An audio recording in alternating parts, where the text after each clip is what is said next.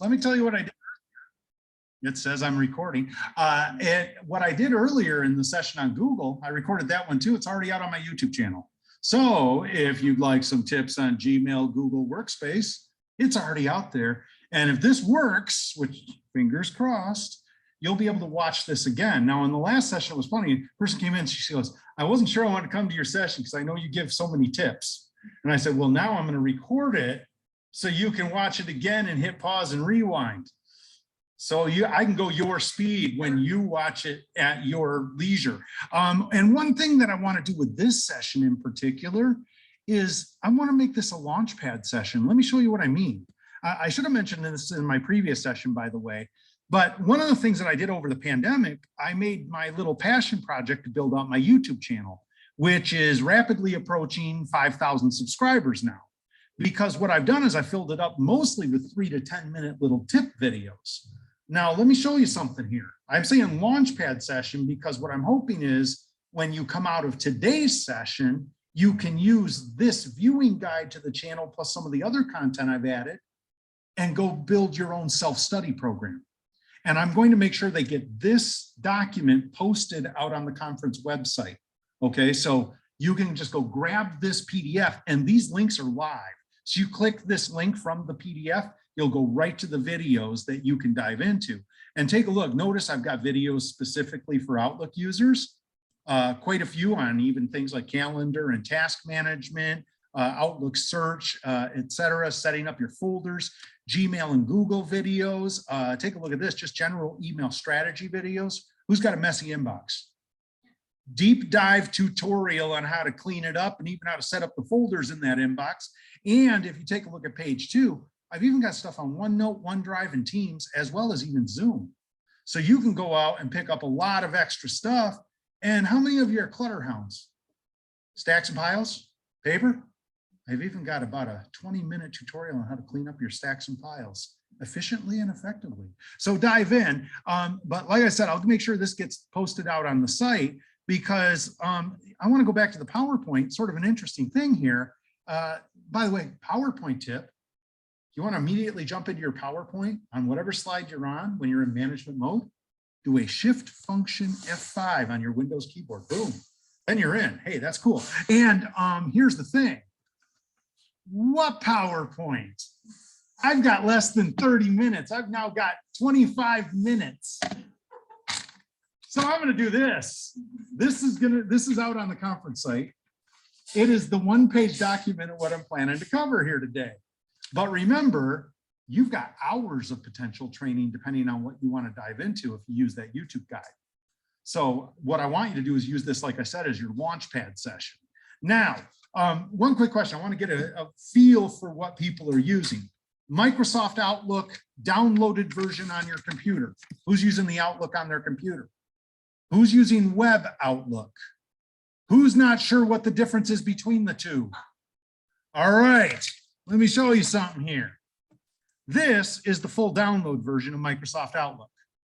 This, let me see, right here is the Web Outlook. See how they look and feel very different? This is basically sort of like a browser tool that Microsoft has built and installed.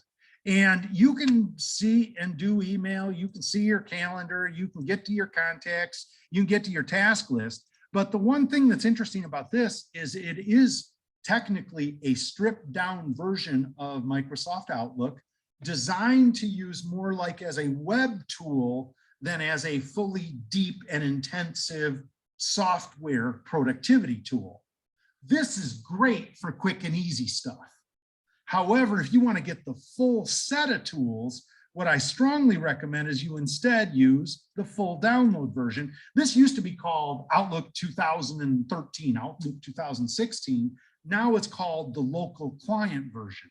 And how did I get this on here? Well, let me ask you this. Everybody here using 365 as your backend? Anybody not using 365? Okay, here's what you need to know. You've got access to a whole set of your tools right here. See this little thing right here? That's your Office launcher. And if you click on Office, this launches your entire tool set from Microsoft that's available under your subscription with Microsoft. And so what'll happen is when you load this up and go full page, notice that down the side, first it's going to show you the documents and files that you had just recently used. But down the side, you'll see your listing of some of your key apps. But if you click on this, right down here, this little apps panel, and double click on it, let's try to double click. Let me do the more apps. There we go. They just changed that, I think. This is a listing of everything that's available under your subscription. You might have slightly different choices than I do too, depending on the level of subscription. Like the one thing that you'll notice I don't have on here is SharePoint because I'm a single user. SharePoint is designed for multi-person use. So it doesn't really make sense to pay for it if you're a single user. However, this is where you've got a whole set of your newer tools that are now available as part of your Office 365, including things like Teams. However, let me show you something. Right there is a button you want to know. That is your Install Office button. And most importantly, what that does is it allows you to install not only this full version of Microsoft Outlook, but also Word, Excel, and PowerPoint full versions. You're not using the web tools, you're using the full download versions of those tools on your primary PC. Strongly recommend this is what you use as your primary workstation. However, you can absolutely use that web tool if you're just doing something quick and easy. Now, we're going to talk about that more in a minute, but what I want to do is come back and share something here with you because these tools allow you to do a lot more than you used to do. Basically, you've got tools like OneDrive and OneNote, where I've actually built, I think I have about a 30-minute tutorial on that YouTube sheet, all about how to set up and use your OneDrive better. I have another probably about 40-minute tutorial out on my YouTube page on a deep dive of how you can use OneNote, not only for getting all of your personal notes and ideas organized, but how you can then use that as a launch pad for sharing and collaboration, because OneNote is built as a sharing and collaboration tool. Let me show you what I mean by this. I'm going to go back down in here and I'm going to launch the OneNote app on my screen. Now, it's sort of funny. I have a funny little thing about Microsoft. How many of you ever been out to Seattle, done a trip out there? And you ever driven on the highway up through Bellevue and Redmond around Seattle? You know, they got that pretty lake that's north of the city where I think a lot of the Microsoft execs live, and then behind it's Bellevue and Redmond. And if you drive through Bellevue and Redmond, big shiny silver looking buildings with Microsoft upper corner. And I'm pretty sure somewhere in one of those buildings is the Department of Not Intuitive. This doesn't seem like sometimes, why'd they do it that way? Here's one of them. I'm going to show you one of them right here. Notice the way they've designed OneNote. You have top level notebooks, okay? And you can create additional notebooks. Now, you know what this thing's like? It's like Trapper, it's like an electronic Trapper Keeper. Do you remember the Trapper Keepers? You know, the raids that your kids all wanted to have? And you can build individual notebooks in your Microsoft Trapper Keeper. And then inside any of these notebooks, you can open it up and add sections. These would be the binder tabs. So you got the big tabs and now you've got the mini tabs, okay? And then notice that here's one that I made for myself and my wife and my family, including vacations. Now, here's where I think it's not intuitive, and you tell me I'm wrong. So you've got the big notebooks, the binder tabs. In an app called OneNote, you add a page. Shouldn't it be a note? I think it should be a note. I think that should be note, add note, not add page, add note. Now I see what they're doing. It's pages of the notebook. I get it, but you got to think about it a minute. I think it should be called note. That's just me. But notice down here, now this is cool. This just gives you an example of some of the capabilities. So I made this notebook that I wanted to intentionally share with my wife and daughters. I made this tab for vacation ideas. Under here, I have vacation ideas. Look at everything I can do in here. What I did is I put down a listing of possible vacations. I downloaded these web pictures. That's Banff and Lake Louise. That's Kauai. And I'm pretty sure that's Lake Louise right there. That's Yosemite. I'm sorry, I got that backwards. And I've never been there. Because what I did is instead I inserted pictures from online. That's pretty cool. And I even found this Trip-O-Matic free city guide of all the things you're supposed to do next time you go to Paris. Wait a minute, look at this right here, share. And I've set up this file to be shared with my wife and my 2 daughters so they can add their stuff in too. Be careful what you wish for, because that's why my kid jumped in here with the little pen tool and said hi. So I wrote hi back, right? But now I just want you to think about this. This is where Microsoft has done something pretty unique, not just with OneNote. They're doing the same thing in OneDrive and in Microsoft Teams. Microsoft Outlook is designed as a beautifully designed manage yourself tool. Manage your email, manage your calendar, manage your task list, manage your contacts, but it's you. It's not really good at working across multiple people. You can do it, but it's clunky. It wasn't built for that. Then the cloud came. And when the cloud came, it changed everything, because now you've got your stuff sort of stored in a general place out on the web, owned and controlled by Microsoft's tech team, where not only can you get to your stuff, but you can get to your other coworker stuff too. And so OneNote, OneDrive, and Teams have all built sharing capabilities. So like a good example, Docs, Google has their Doc Sheets and Slides, which is the comparable to Microsoft Word, Excel, and PowerPoint. You can do some of the stuff in Google too, by the way. But now what you can do is in OneDrive, you can put a Word doc or an Excel spreadsheet or a PowerPoint and then make it a shared document or file so that other people on your team can get into that same document or file and make editing changes and collaborate real time. Now wait, let's go one level deeper. Let's say you're both working on a Word document together with sharing. And then on screen number 2, you open up your Microsoft Teams because you're both working remotely a couple days a week. And you have that person that you're working with remotely in the same document as you while you're doing a video meeting with that same person and you're talking about the editing changes live. That's what these tools do. Now, when I dove under the hood and I saw what Microsoft was building here early in the pandemic, I was like, this is game breaker. This is different. But let me show you what else is even more game breaker. This blew me away when I saw this. Let me close this. And now what I'm going to do is launch my Microsoft Teams real quick. Well, it won't be real quick. It takes a minute for Teams to load up. But as we're waiting for this, let's see, is it even going to load? Let's try it one more time. I'm trying to double click. Here we go. So we'll give it a second to load. By the way, while it's loading, let me tell you that Teams actually has a remarkably similar structure to OneNote. I'm not even sure it's going to load right now. Let's try this button. There it goes. It's coming. All right. So as this loads up, because what I want to show you, I thought this was truly game breaker. How many of you are using some third-party tools besides Microsoft? Anybody got a CRM tool like Zoho or Salesforce? What about a project management tool like Asana or Monday or Trello? Any of you using something like that? Let's see. Well, it looks like it's going to be clunky with me. So look at this. Arthur C. Clarke has a famous quote. You remember Arthur C. Clarke, the famous science fiction writer from the 60s and 70s? He had a famous quote said, technology is nothing short of magic. And I would like to add a line, when it works.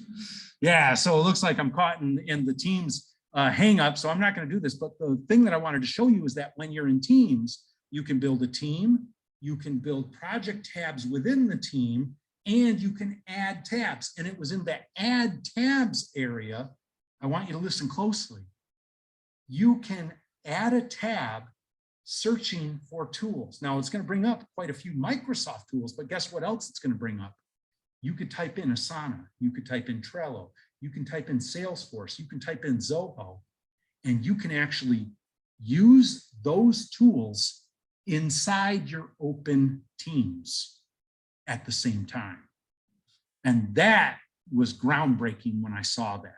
The reason that I consider that groundbreaking is because basically, if you think about it, before that, Microsoft said you can use whatever software you want as long as it's Microsoft.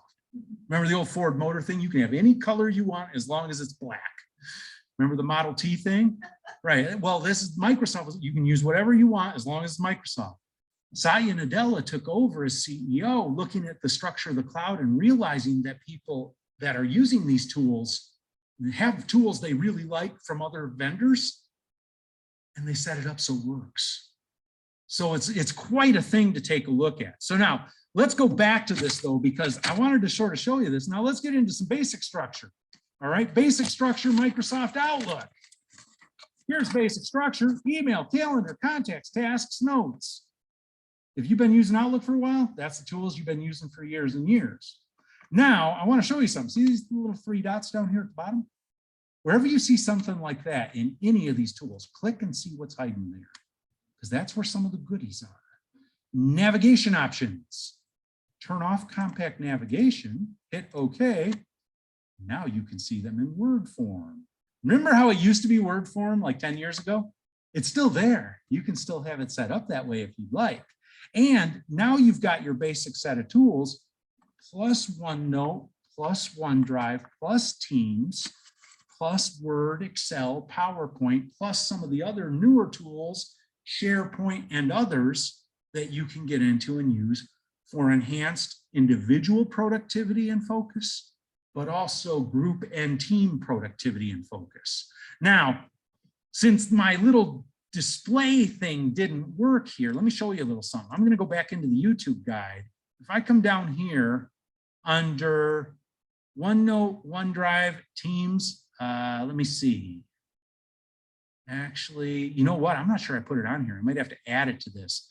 I have a video out on my YouTube channel where I actually talk about how I used, in this order, OneNote on my smartphone in my daughter's dance studio parking lot, waiting for her to get out of dance to plan my other daughter's high school graduation party brainstorm, which was then opened into a share note with my wife and daughters to make their comments on my brainstorm, which I then copied and pasted into Excel, which I then shared with, once again, my daughters so they could change the order of the tasks of this big project to get them in the right order and add in their comments too, which I then added columns not only for the task, owner, due date, budget, which I then brought into Microsoft Teams under the project to make it a universal place where we could all get our stuff and leave each other notes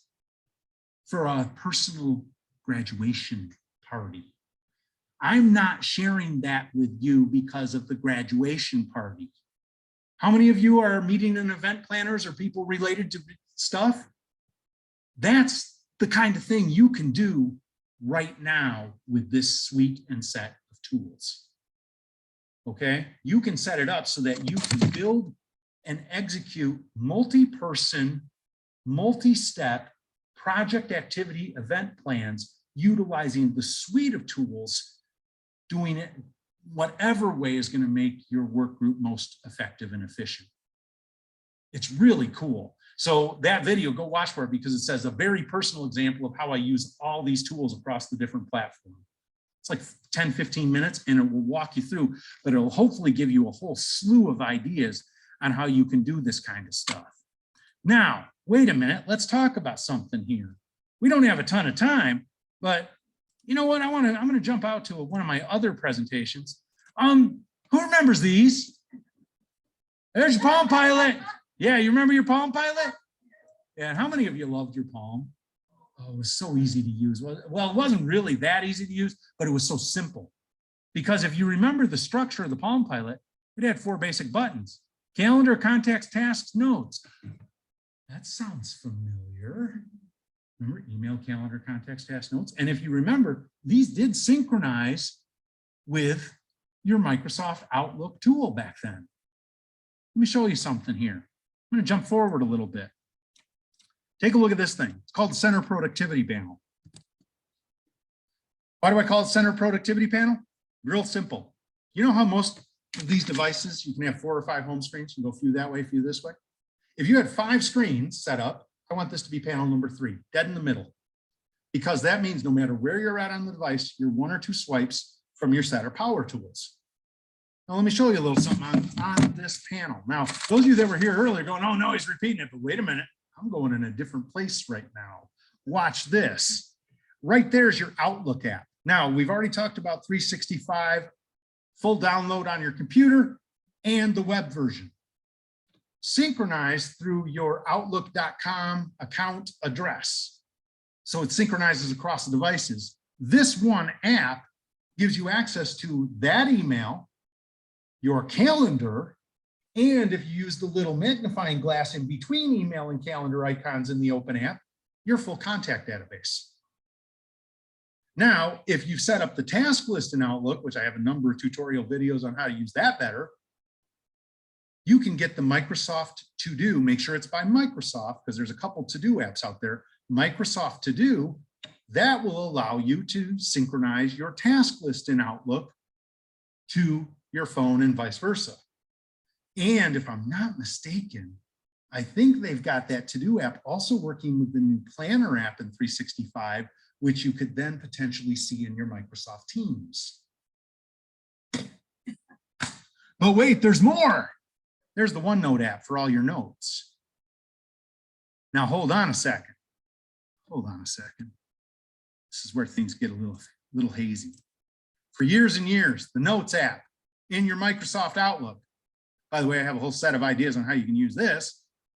The notes in here would synchronize with first the Palm Pilots and then the Blackberries.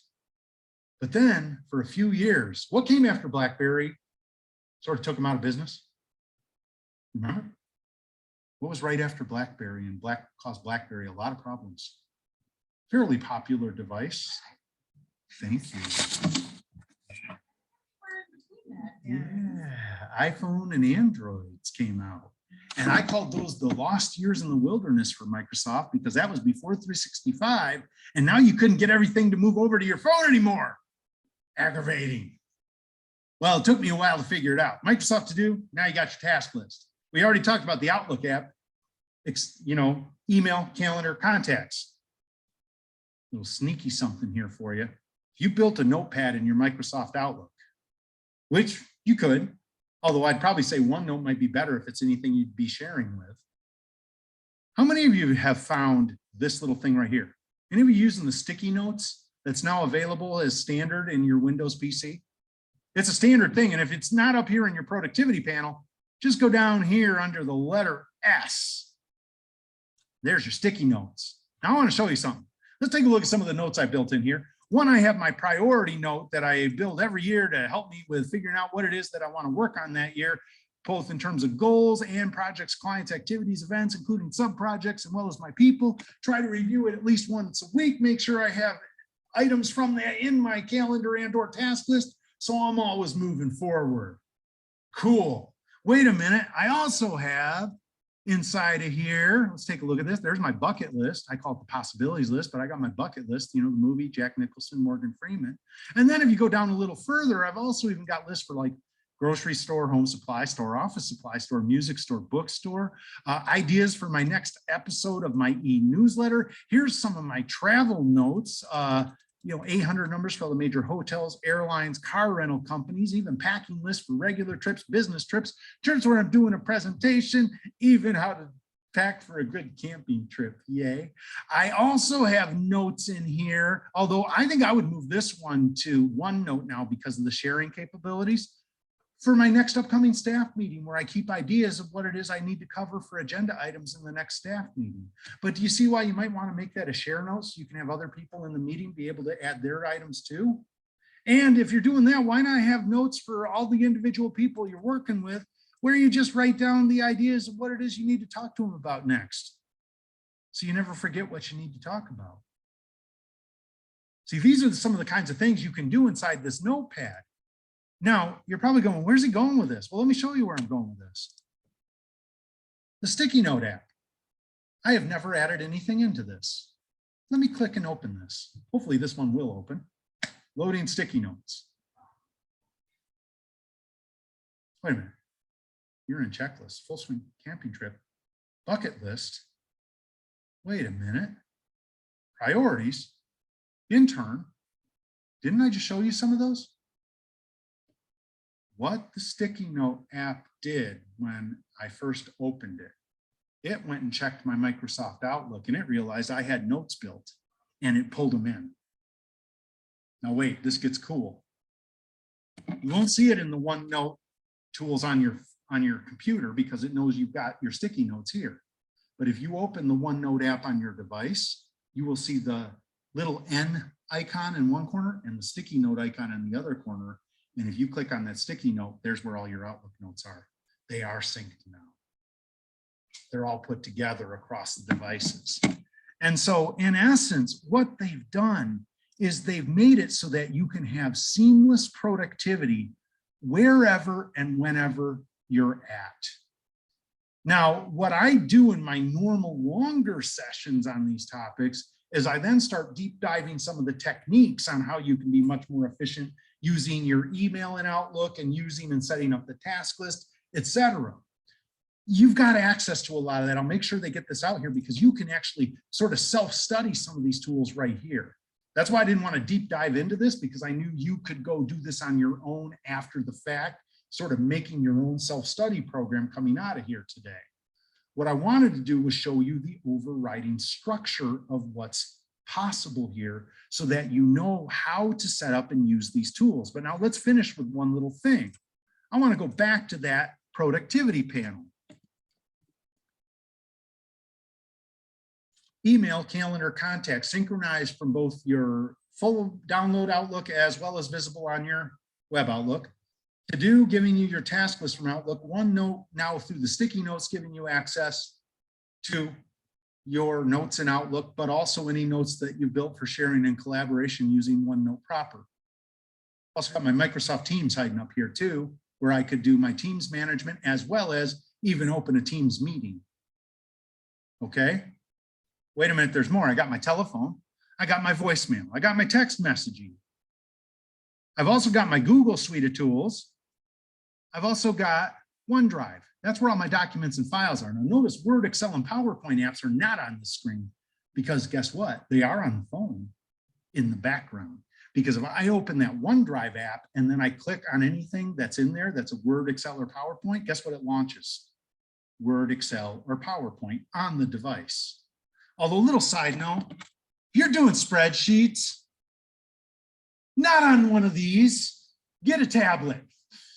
You know, if you're going to do spreadsheet work, get a tablet because these are not built for spreadsheets. Okay.